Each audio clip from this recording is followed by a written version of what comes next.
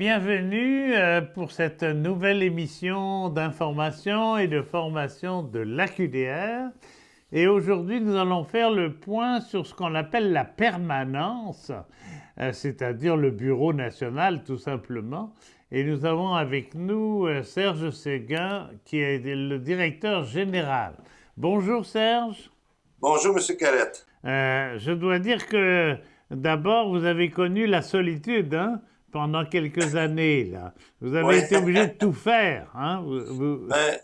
On était quelque temps, plusieurs mois, avec une équipe assez restreinte, oui. Oui, c'est ça. Et alors là, d'un seul coup, combien vous êtes maintenant? Là, on est rendu 6. On était 3 précédemment. Maintenant, on est rendu 6 employés. Six employés. Est-ce que, je vais vous poser une question malicieuse comme d'habitude. Est-ce que c'est un poids ou est-ce que c'est au contraire un levier? C'est ça qui est difficile.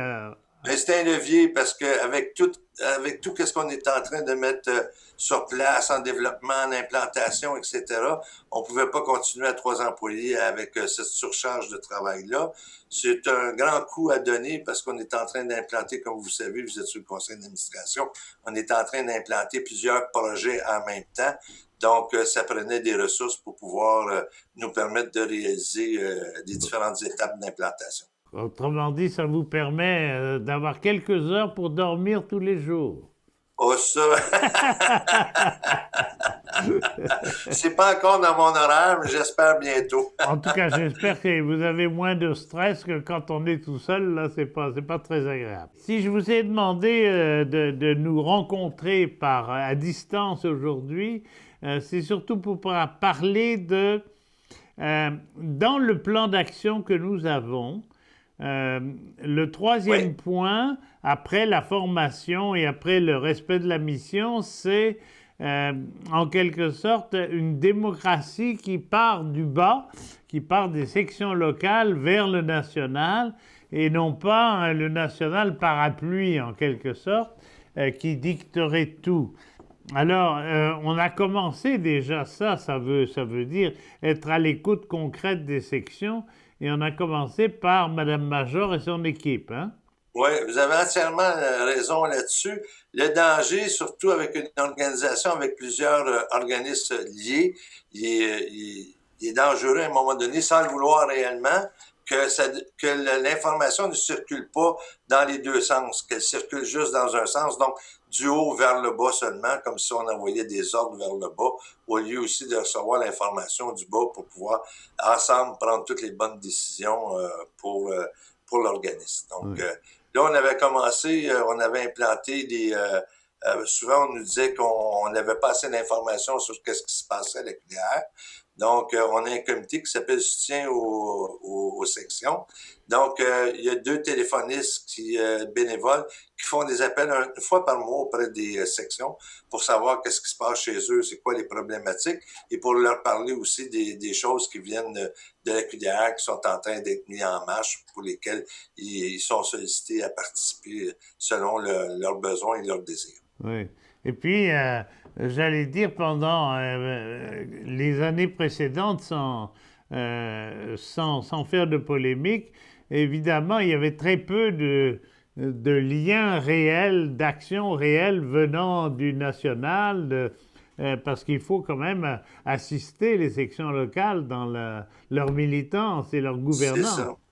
Mais avec les années, il était à une époque, moi, quand je suis arrivé en 2011, il y avait beaucoup de qu'est-ce qu'on appelle des tournées des sections où le président et la direction générale allaient rencontrer les sections, puis pour une raison qui m'échappe encore, c'est que ça a été diminué. C'est vrai qu'on était dans d'autres choses, préoccupés par d'autres enjeux et tout ça. Et là, on vient de relancer depuis l'été dernier. On voulait les rencontrer en personne. Malheureusement, à cause de la COVID, on est obligé de faire ça par visioconférence. Donc, on fait la tournée de chacune des sections, moi et le président, et on se divise l'approche en 2. Moi, j'aborde toutes les questions d'enjeux, de problématiques de la section sur son territoire. auprès des personnes aînées, des enjeux des aînés particulièrement sur leur territoire, leur relation avec les autres organismes de leur territoire, puis les besoins qu'ils ont face à la QDR. Et le président leur présente dans une deuxième partie tout ce qu'on est en train de mettre sur pied, sur lesquels ils peuvent participer s'ils le désirent, puis sur lesquels ils peuvent être appelés aussi à participer pour différentes raisons. Oui, OK. C'est une excellente initiative, mais un autre outil qu'on a mis en place, c'est ce qu'on appelle la coordination des coordinations. Il y a un comité spécial là-dessus, si j'ose dire. Ouais, le directeur général, il a la responsabilité de faire la coordination entre tous les comités, parce qu'on a mis beaucoup de comités sur place depuis, dans les derniers mois, dans les 24 derniers mois, les comités étaient moins effectifs, parce que il faut recruter des gens, puis les gens, c'est des bénévoles, puis ça passe et ça vient. Il faut essayer de maintenir dans les comités leur intérêt à participer au développement de la QDR sur différents enjeux. Et là, on a implanté beaucoup de comités. En tout, il y a 35 personnes qui participent aux différents comités qu'on a mis sur pied, dont il y a un coordonnateur de comité, un responsable, qu'on appelle maintenant le coordonnateur de comité, qui voit au mandat, au développement du mandat à l'interne, aux travaux à faire aussi.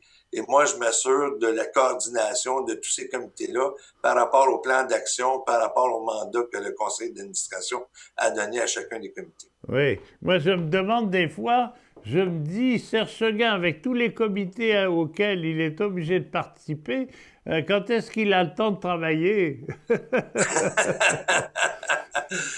C'est sûr qu'en ce moment, c'est assez particulier comme situation, tout à cause de la pandémie. Hein. Tout se fait par appel, conférence téléphonique, conférence, visioconférence, etc. Des fois, je n'ai jusqu'à 3 par jour des visioconférences par rapport à différents comités ou enjeux, etc. Souvent, il y a deux conférences téléphoniques par jour aussi. Puis il y a des appels individuels par rapport à certains membres du conseil d'administration. Et le président, c'est sûr que le président, on se parle à tous les jours, donc sur les éléments de la journée. OK, c'est en fait tout un travail déjà. Oui, c'est ça. On a hâte que la pandémie achève parce que souvent, ben, avec tous ces choses-là à faire, c'est sûr que c'est difficile même si on se crée des trous, des moments dans notre agenda où on se dit, ben, on va faire notre travail, on se bloque ça. Souvent, on est obligé d'insérer des conférences qui n'avaient pas été prévues, etc. Ça nous oblige à rentrer souvent le week-end pour essayer de finaliser différents éléments qu'on aurait dû pouvoir traiter dans la semaine. Oui, comme vous m'aviez dit un jour, il faut être passionné pour vraiment, parce que si on fait 28 heures semaine, on s'en sort pas. Oui, c'est ça. Mais il faut pas compter nos heures. C'est ça. Alors, j'ai le goût de vous poser aussi une question. On sait que un certain nombre de sections sont financées par le gouvernement de façon régulière, ce qu'on appelle le secrétariat à l'action communautaire et à l'intervention sociale, le SACEI. C'est combien de sections qui ont un financement? Mais là, présentement, on est 40 sections. Il y a 8 sections présentement qui ne sont pas financées. Ah, OK. Dans la suite. Et vous les aidez... Il y a 32 maintenant qui sont financés. OK. Et ça va prendre encore 2-3 ans avant de faire le tour, quoi? On espère. Habituellement, c'est un cycle de 7 à 10 ans avant qu'il y ait des financements. L'année dernière, le gouvernement a décidé, le ministère, parce qu'on relève du ministère du Travail, donc de l'Emploi, du Travail et de la Solidarité sociale, via le secrétariat à l'action communautaire autonome et aux initiatives sociales. Donc, l'année passée, le ministre Boulet nous a permis de faire financer 6 AQDR qui n'étaient pas financés. Donc, ils ont reçu un financement à la mission qu'on appelle. Donc là, maintenant, ils peuvent continuer à faire du bénévolat, mais maintenant, leur action ne repose plus juste sur du bénévolat des administrateurs, mais ils peuvent maintenant avoir une permanence, engager des employés pour pouvoir réaliser leur mission. OK. Encore une question, mais qui n'est pas du tout polémique, mais qui est un des débats d'aujourd'hui. Actuellement, il y a la pandémie qui empêche les contacts réels, enfin en présentiel. On fait quand même des sessions à distance. on se débrouille. Mais va arriver l'été, mettons que on sera presque tous vaccinés, donc ça ira mieux. Sauf que là, les coordinations nous disent ah oui, mais moi je pars en vacances. Enfin, j'ai envie de leur dire localement, les droits partent pas en vacances. Ben, vous avez raison que l'été, peu importe la saison ou le mois de l'année, les droits ne partent pas jamais en vacances, malheureusement. Comme disait un ancien président, on aimerait bien ça ne plus exister puis que les droits des aînés soient respectés à 100%, mais malheureusement, il faut continuer à se battre pour le droit des aînés. Mais il est sûr aussi que anciennement, comme toutes les sections n'étaient pas financées, surtout, il y avait plusieurs sections que c'était les administrateurs bénévoles qui assumaient la permanence, etc.